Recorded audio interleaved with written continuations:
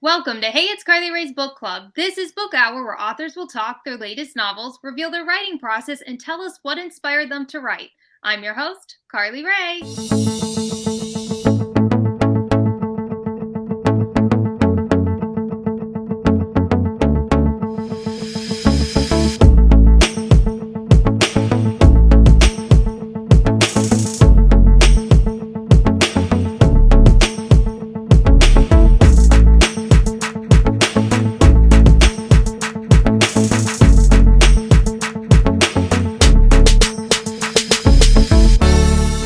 Today we have Glenn Rockowitz. He joins us to chat about his memoir, Cotton Teeth.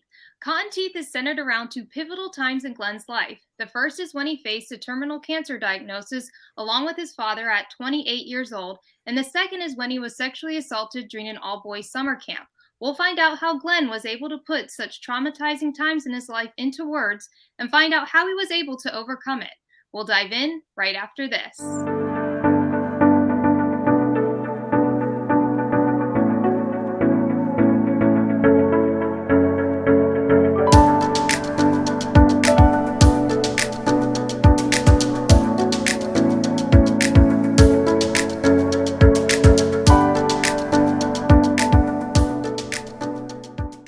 Welcome, Glenn. I'm so excited to have you on Book Hour. Thank you. I'm excited to be here, Carly Rae. Yeah, now, tell us where you're joining us from.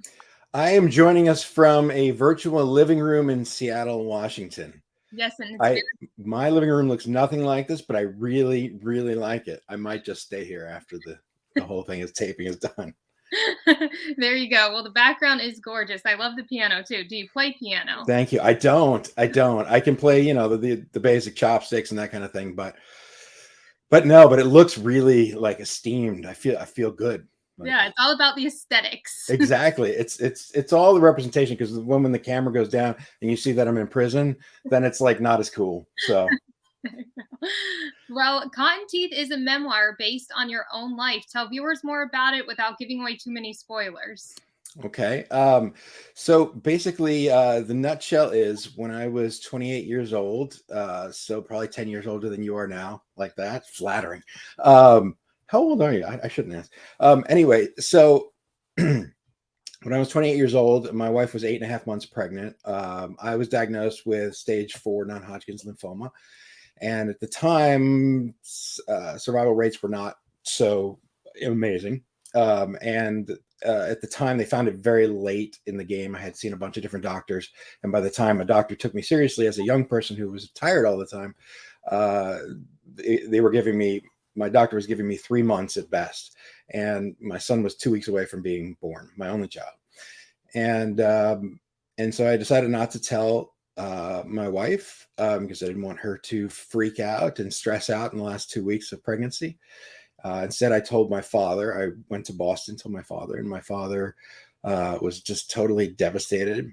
And he prayed for the first time in his life and asked God to give him cancer so that I would not. And 7 days later, and it's scientifically a total coincidence, but nonetheless, he was diagnosed with stage 4 pancreatic cancer. And so the book covers the last couple months of our lives together, when we both weren't sure whether we were both going to be dead. I was losing my father. My son was about to lose his father. And in that process, because my dad was a psychoanalyst, like he had a lot to say about life in general. And so I had all sorts of questions for him about just Psych 101 stuff, like why are we depressed some days and some days we're not depressed? And, when he wasn't rolling his eyes, he would give me some pretty interesting responses to those things. And so that's the book really is kind of like, it's taking a microscope to the last 2 months of our lives. And I won't give away much more than that. I will say one spoiler alert, that I am still alive. The virtual background is not also a virtual person, although I kind of wish sometimes it would be. And so it's really kind of a love letter to my son, who's now 23, and my age. And you know, just kind of talking about the difficult things that I wasn't able to tell, that I wasn't able to talk to with my dad that I kind of wish I had. Yeah. Now, the book does alternate between two time frames. Was it difficult reliving both of those traumatic times? It was. It was one of those things where, you know, as I was writing it, I was flashing back to it in real time in the book and realized that that it was probably better for me to write, because I was writing it in a 7-year-old voice, to sort of write that at a separate time and then weave it into the story. And I guess we can get into that later, but yeah, it was difficult because, but in the process, I kind of found, you know, some interesting psychological things that I didn't know about myself, and how certain sense of trust I had in humanity was tied to this event, or to this among many other events, um, and so, you know, it was an interesting process, to say Hmm. the least. Yeah. Forgive me my drinking my LaCroix. It's not a shameless plug, although I'll take a huge check if they want to send me one. Well, in Cotton Teeth, your father's voice is very strong. I felt like I knew him and was there alongside you. Was it difficult to capture his voice and the other voices in the story? It was not. My dad's voice is like, you know, he's been gone for a long time now, but it's so prevalent in my life. Like when I watch videotapes of him now, like old video, uh first of all, we sound very much alike, and so that's kind of creepy. But he's also, like, he had just a distinct sort of outlook on life, and uh, just everything in general. Like, it's one of those things where I could just hear it, and you know, I mean, I've heard it alongside me since he passed, and I hear it every day. So it's one of those things. Writing in it was pretty easy, Mhm. I will say. Now, did you like keep a journal on some of those conversations you guys had, and that's how you had it? Yeah, I kept journals, when I was given when they were telling me I was going to be dead. I started keeping journals specifically to pass on along to my son. You know, to just sort of, you know, just I had so much I wanted to say to him, and I knew I wasn't going to see him grow up. Uh, and so I kept pretty detailed journals of that time, including stuff that my dad said, and letters that I wrote to my son, and stuff like that. So pretty detailed for a memoir. Yeah. Well, I'm curious to know more about the title and the cover. What inspired it, and like what does it represent? So the title comes from a Tom Robbins book, Jitterbug Perfume, and in it there's a character that says, "May the jaws of death have cotton teeth," and I always kind of loved the meaning of that, especially because I've done so much work with people at the end of their lives, and had to deal with my own stuff, obviously, uh, and so wanting people to have as easy an experience as they can, um, even possibly beautiful. So that's the title, and then the cover image is of a boy who, which would be ostensibly me at 7 years old, who's growing as a tree on the side, sort of windswept, because there's a running theme throughout the book about living the world italic. My dad used to say, you know, Glenn, you're italic, which I was like, oh, that sounds not flattering. But I think what he meant to say was that, you know, despite how much force is coming at you, you're determined to stand upright. You're determined to grow, and so the book cover sort of represents that. Yeah. Well, in Cotton Teeth, if you had to pick one part, what is it you're most excited for readers to read? Uh, well, you know, it's funny. I would say there's three parts, and if people roll their eyes, you know, they're gonna have to get over it, or email me and yell at me. I don't care. But okay, so there's one part where I went to go get hair extensions, Because when I was younger, I thought, and younger, like in my 20s, I thought, oh, it'd be so cool to have Eddie Vedder's hair. And so I went to get hair extensions.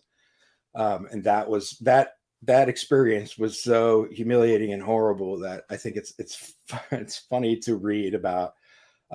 The part that people seem to respond the most to is a part where one of the patients that I backtrack for a second.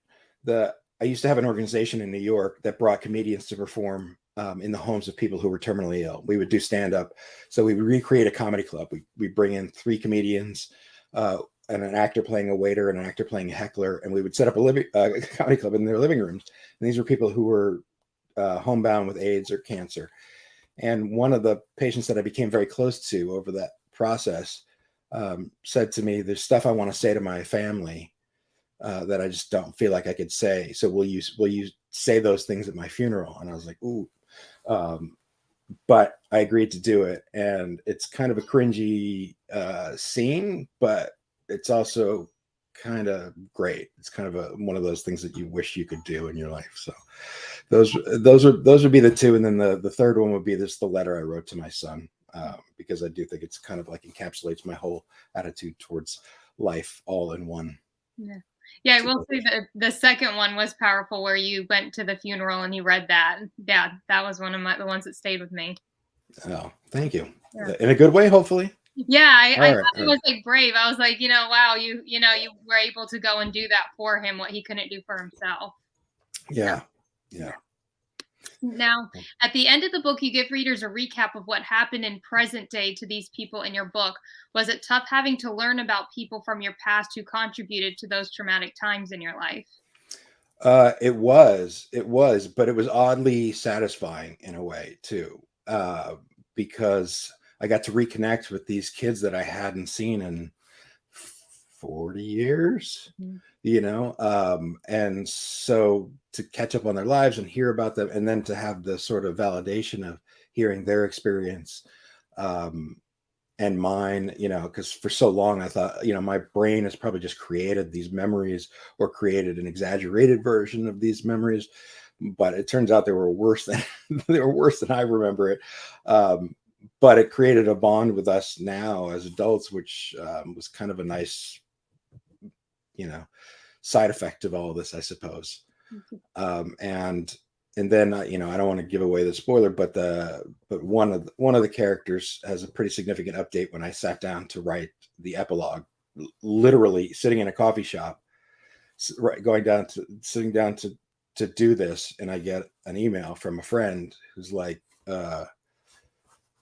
you should check this out. And it was significant. Yeah. To say that.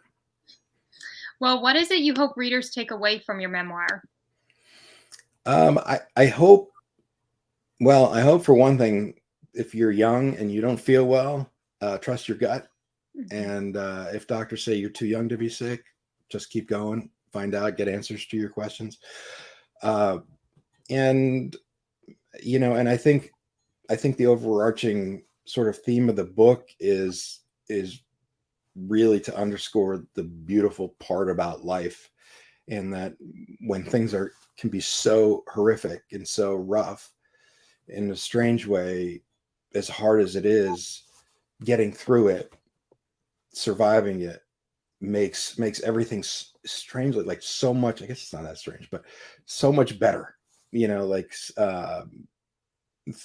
things that would normally bother you, that you'd be online complaining about and screaming about, just don't matter. It gives you a perspective on things. And so hopefully people will get that from the book without having to go through all the stuff I went through. Yeah. Now, how many years, was it like a full year you didn't feel good before you got a diagnosis, or was it longer? It was 4 years. Oh. I just felt tired. I felt tired all the time.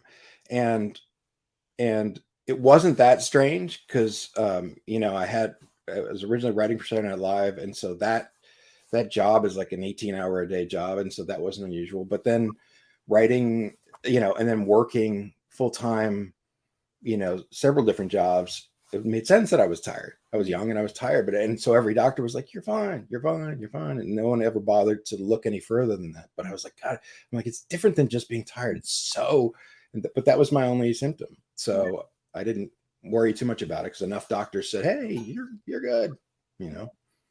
Yeah. Well, definitely that is something for people to take away from when they read it. Yeah, for sure. Yeah. Well, there you have it. You heard Glenn talk all things cotton teeth. Stay tuned because when we come back, we'll find out more about Glenn's writing process.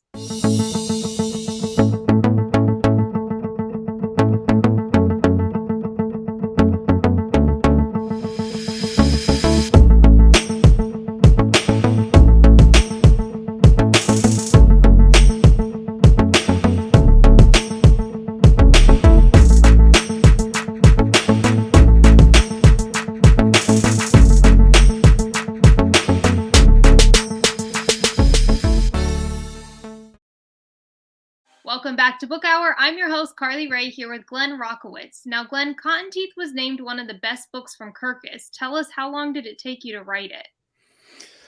Well, I think I started it the day you were born, and I finished it right before you became a megastar on Instagram. So it took a long time. It actually took 10 years, and I wrote it. I started writing it after my first book came out. And the first book is called Rodeo and Joliet, by the way. And that is probably that covers from the minute I'm diagnosed to remission. And so that's an intense read, to say the least. But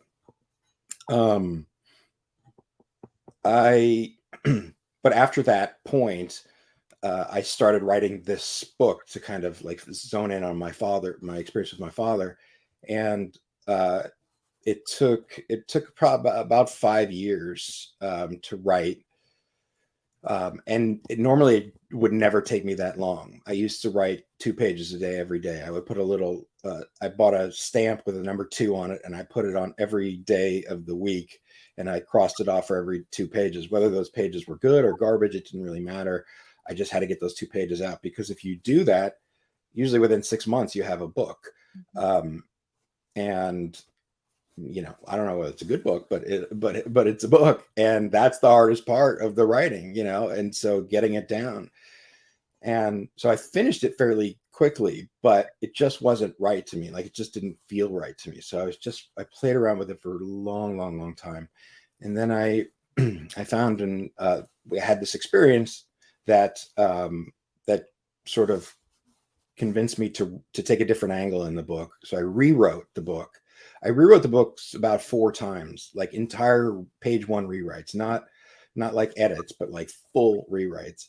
And I had this editor named Gina Colantino, who was an amazing editor, and she was able to kind of look at it and go, I think I know exactly what you're trying to say, so let me help you organize it in a way that will get you there. And so we worked intensely for a year, back and forth and rewrites, and it eventually wound up to where it is now. Yeah. So 10 years. Yeah. Now, how did you decide what to include in Cotton Teeth? Did you outline and try to figure out how to like piece things together? No, I never outline, and I never outline only in the sense because it's a memoir.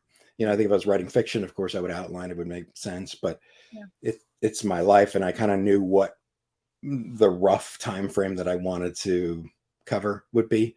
So I just kind of wrote and wrote and wrote, and then made it Gina's problem to make it into a narrative that's followable. Yeah. Now, what was the hardest part about writing Cotton Teeth? I think the subject matter was intense, and and reliving all those memories was intense as well. But honestly, I think the biggest part of it was, as a writer, so often you think you're finished, and you're far from finished. And then sometimes you think, God, you're nowhere near it. And they're like, oh, your agent or your your publisher or your editor will go, we're actually in a great place. And like, oh, really? You know, like that self-doubt as a writer just never goes away. I mean, I think it's probably inherent to every writer. Although not all would admit it, but I think that the doubt of like, God, is this the worst thing I've ever written? You know, is probably the thing that goes through your head every single day. Yeah. Now, Cotton Teeth is written in like short prose. You keep the reader wanting to turn the pages as fast as they can because of the fast-paced tone. What made you decide to take that route and keep it like the prose really short and to the point? Well, I mean, that's interesting because your viewers are readers, and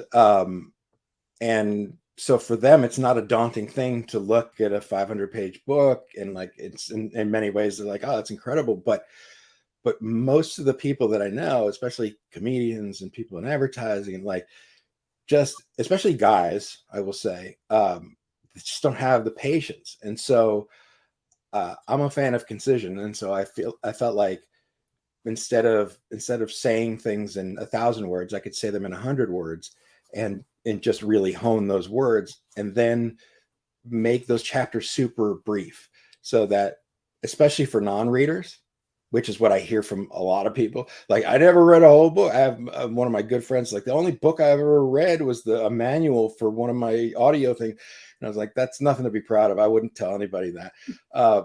And he's like, but then I read your book, and I was like, I couldn't. And then he was like, I was looking for more books like your book. There aren't more books. I'm like, yeah, because most writers write, and they don't take into consideration that most people like you suck, and you don't want to read. But for me, I was like, if I just had this theory that if I made the chapters short and succinct, that you would go, okay, just one more chapter. Okay, just one more chapter. Okay, and I would like force you through the book. And that's what I like. That is the feedback I've gotten the most from people. Like, wow, I never read a full book, you know. And I read your book. I read your book so fast. So people who are into like, you know, I don't know why I can't think of the name of the book. Anyway, let's just say Atlas Shrugged, for the sake of argument for length, are not going to be intimidated by the length of this book, and we'll probably get through it in a few hours. Yeah. Now, walk us through your writing process. Do you like to write in the morning or at night? Like, do you have to do a certain schedule? I do a forced schedule, which came from reading Stephen King's On Writing, where he just says basically, get up in the morning, lock yourself in the room, let that world of imagination, in his case fiction, but for me, you know, let those characters play. Let it be a discovery in that time. And so I would just sit myself in front of the computer, and if I came out with 2 crappy pages, I came out with 2 crappy pages. But oftentimes I would have 6, 7, 8, 9, you know. And I felt like that was super helpful. There was also a really crappy software out there for a while called Write or Die, that you start writing, it doesn't let you delete. It times you, and then it exports it to a Microsoft Word document. So it was one of those things where it's like, you can go, oh, you know, I didn't like the description. It's like, it doesn't give you the option. It's like, it's timing you, and it forces you to just go. And I found that through using that, it was really effective to get out things that I didn't think I even considered for the book. I was like, oh, all right. Well, did you always want to write a memoir, or did you think it would be something like you'd never be able to capture? No, I mean, I as a kid, I just wanted to write fiction. Yeah. Because you know, I was a fan of fiction. I was a big Orwell fan as a kid, and in fact, I have one of the pages from 1984 that was given to me as a gift. It's like an actual handwritten page from Orwell, which is like, oh my God, you know, like as close as a guy like me could get to being a fangirl. So it was really, you know, something that I always wanted to do. I didn't ever anticipate having a life worth writing a memoir about. And I think I wish the memoir was about better things, but nonetheless, it is what it is, and that my new book will be all comedy because the last two have been very dour. But Yeah. So, tell viewers, do you write in other genres? I haven't. I have not. I have not. I started writing um, a novel about 2 years ago, sort of a distraction from the memoir, and loved it, but also felt that I wasn't ready for the scrutiny that would happen with an editor to have them go, well, that character's no good and that character's not believable, or switch that around. And with a memoir, they can go, well, the character of Glenn is not very likable. And I'm like, I'm going to tell you, I guess I'm not very likable. You can't fix it. You can't change it. But with fiction, obviously, there's lots of opinions and people have lots of opinions. So. Yeah. Now, is there anything else you want viewers to know about Cotton Teeth? Just that I would say if you're on the fence about it, on Amazon, go the look inside and read the first page. If you like the first page, you'll like the book. If you do not like the first page, you don't have to buy it.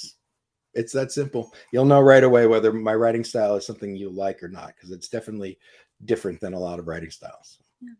Well, Glenn, thank you so much for joining Book Hour. Before I let you go, tell viewers where they can find you on social media and when they can expect another book from you. Okay, you can find me. I've gotten rid of most of my social media because it's exhausting. I don't know how you people do it. I really don't. I mean, young people is really how I'm thinking. But I'm on Twitter at Just a Ride, and so I'm not on Facebook or anything else, other than finding you on Instagram and following you there. Yeah, so and obviously the book you can get at Barnes and Noble, Amazon, Powell's, anywhere pretty much. And the new book I'm starting now, which will not take me 10 years. I'm hoping will be done by the end of this year and out sometime next year. Yeah. Well, there you have it. Glenn's handles are in the description below. Glenn, thank you so much for joining Book Hour. And for those watching, I hope you have a great day. Thank you so much, Carly Rae.